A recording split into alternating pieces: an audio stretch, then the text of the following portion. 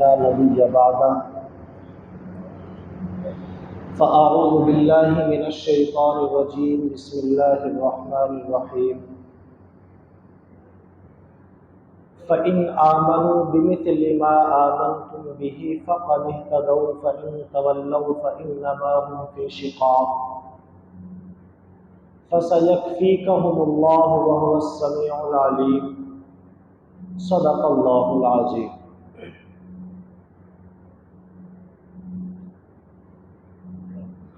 محترم دوستو،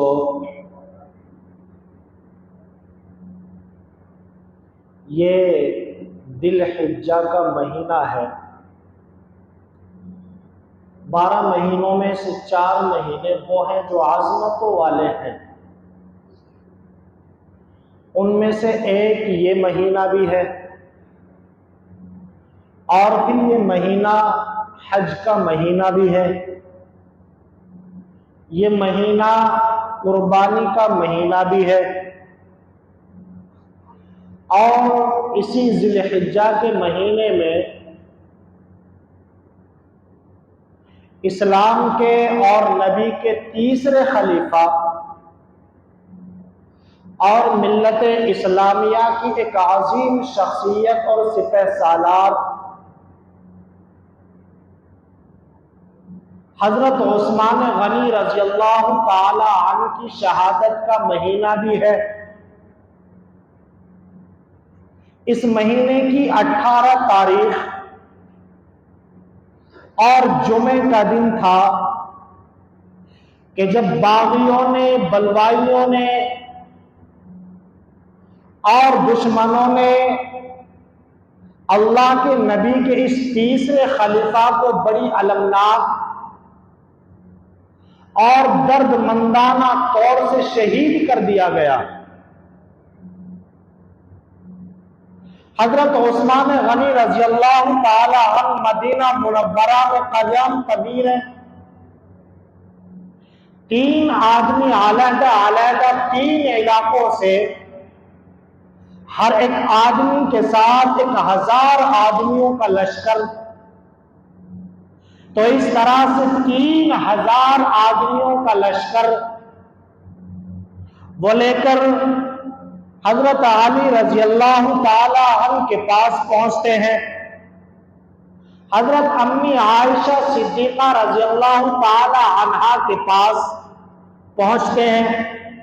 اس کے علاوہ اور اس وقت کے بڑے بڑے صحابہ کرام کے پاس پہنچتے ہیں، اور آپ پر طرح طرح کے الزام لگائے جاتے ہیں کہ آپ جو امیر بنے ہوئے ہیں، آپ جو خلافت کے عہدے پر فائز ہیں، تو ایک الزام تو یہ لگایا گیا کہ آپ گورنر، سپہ سالار اور خلافت کے جو عہدوں پر آپ جن لوگوں کو منتخب کرتے ہیں وہ اپنے قریبی یار اور رشتہ داروں کو منتخب کرتے ہیں۔ لیکن حضرت علی امی عائشہ صدیقہ نے ان کو یہ بات کہہ کر کہ اس طرح کی کوئی بات نہیں ہے، اور یہ تمام کے تمام الزامات بے بنیاد ہیں، ان کو واپس کر دیا گیا، اور وہ تینوں آدمی مدینہ سے واپس نکل جاتے ہیں۔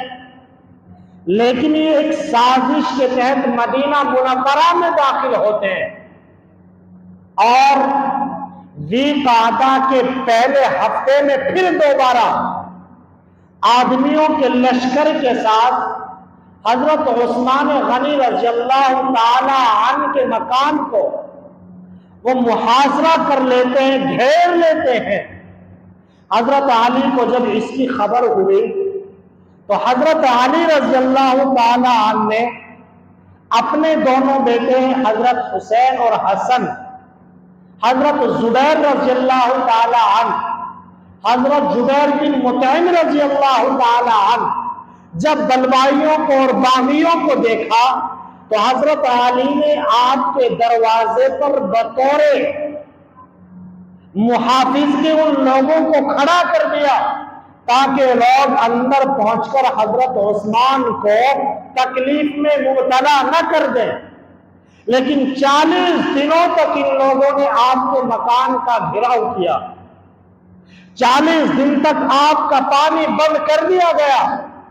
حضرت حسین رضی اللہ تعالی عنہ ایک مٹکے میں پانی لیے ہوئے آپ کے گھر میں داخل ہونے کی کوشش کرتے ہیں تو باغیوں میں سے ایک آدمی تیر اس طرح سے مارتا ہے کہ مٹکے کے 2 ٹکڑے ہو جاتے ہیں اور وہ پانی مٹکے سے بکھر جاتا ہے۔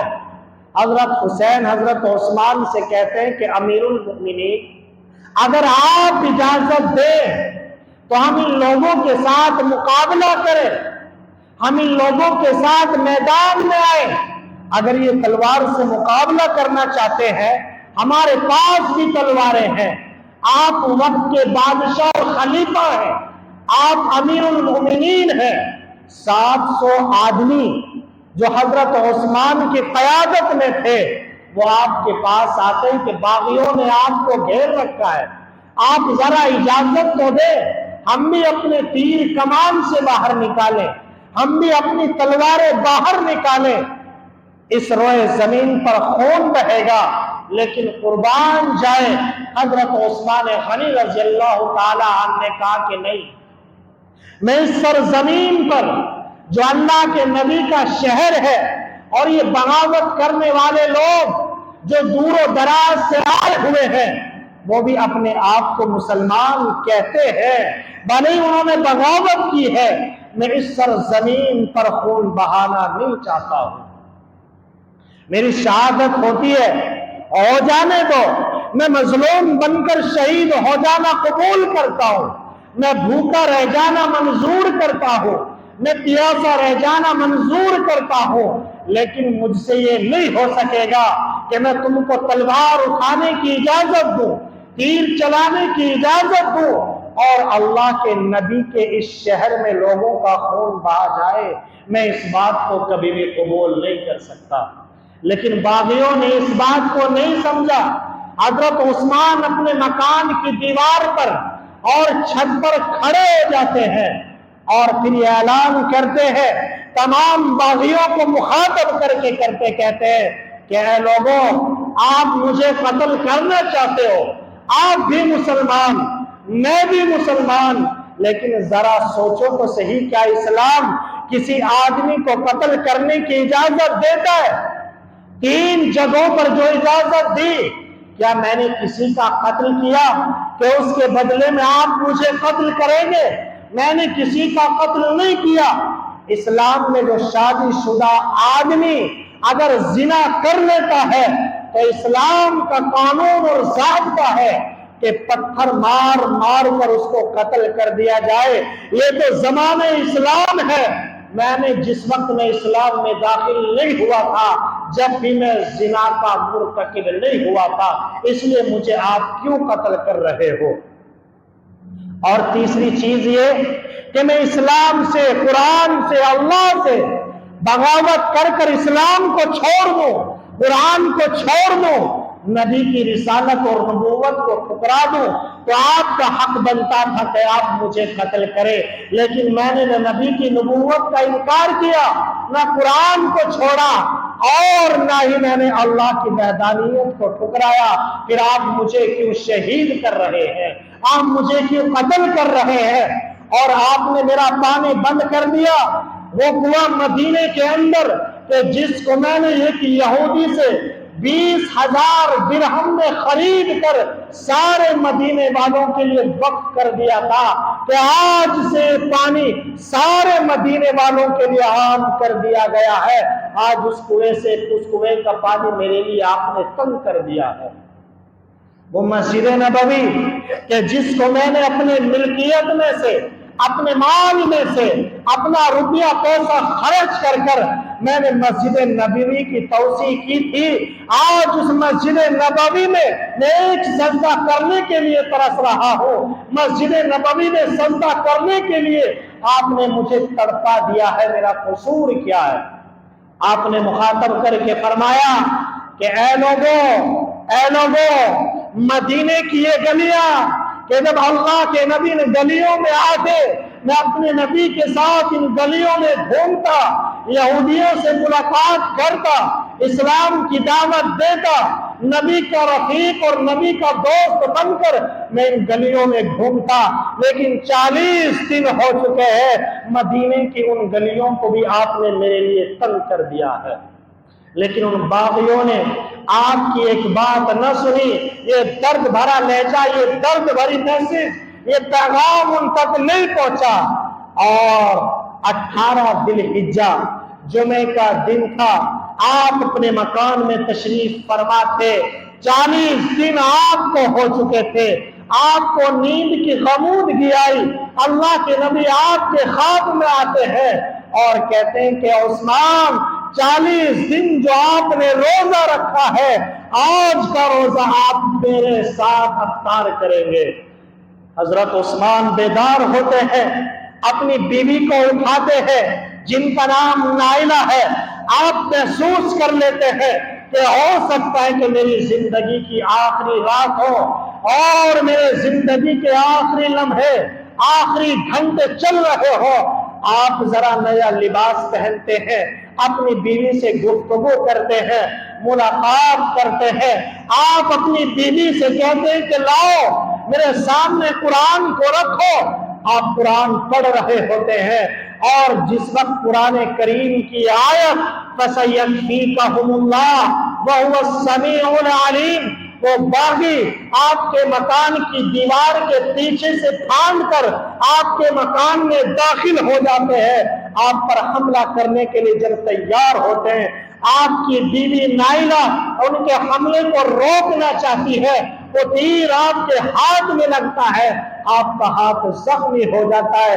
जब आप ये देखते कि मेरी बीवी का हाथ जख्मी हो चुका है, आपने जिंदगी में कभी बद्दुआ नहीं दी, आप फौरन आसमान की तरफ अपने रुख को करते हैं कि अल्लाह, जिन लोगों ने मेरे ऊपर जुल्म किया, मेरे लिए पानी को बंद किया, मेरी बीवी के हाथ को जख्मी किया, ऐ अल्लाह, जिस वक्त इनका आखिरी वक्त हो, आप भी इनको पानी की एक बूंद से तरसा देना। और फिर लोगों ने देखा दिमश्क की जामा मस्जिद के अंदर के 2 आदमी पड़े हुए हैं। लोग मालूम करते कि ये कौन है। वो कुत्ते की आवाज निकालते हैं, वो पानी मांगते हैं, उनको पानी देने वाला नहीं होता। पता चलता है कि ये वही 2 इंसान थे कि जिन्होंने हजरत उस्मान को आखिरी वक्त में शहीद किया था।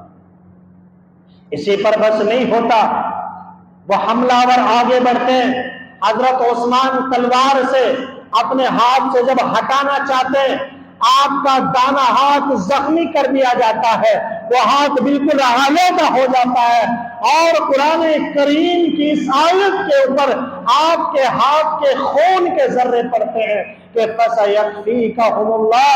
इस आयत का मतलब भी यही है, उस्मान घबराने की जरूरत नहीं है, अल्लाह तुम्हारा कारसाज है, अल्लाह काफी है। वो इन बागियों को देख भी रहा है, जान भी रहा है, आपकी पुकार और आपकी आवाज को सुन भी रहा है।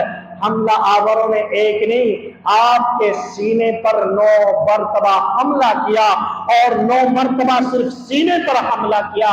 इस दर्दनाक प्यास की शिद्दत की वजह से, भूख की शिद्दत की वजह से, अंदाजा लगाओ 40 दिन आपका पानी बंद कर दिया गया। हम मुहर्रम के महीने में 10 दिन की अलमनाक शहादत को याद करते हैं, सबील लगाते हैं, ढोल बजाते हैं, बैंड बजाते हैं, लेकिन 40 दिन जिस आदमी का पानी बंद किया गया उसकी तारीख को हम क्यों भूल जाते हैं। अरे वो भी तो इस्लाम का अजीम सिपह सालार था, वो भी तो इस्लाम का खलीफा था, वो भी तो अमीरुल मोमिनीन था, उसकी तारीख को क्यों भुलाया गया। आपको शहीद कर देने के बाद बागियों ने आपको जनाजे के दफनाने की इजाजत नहीं दी। 2 दिन तक आपका जनाजा आपके मकान में कैद रहा।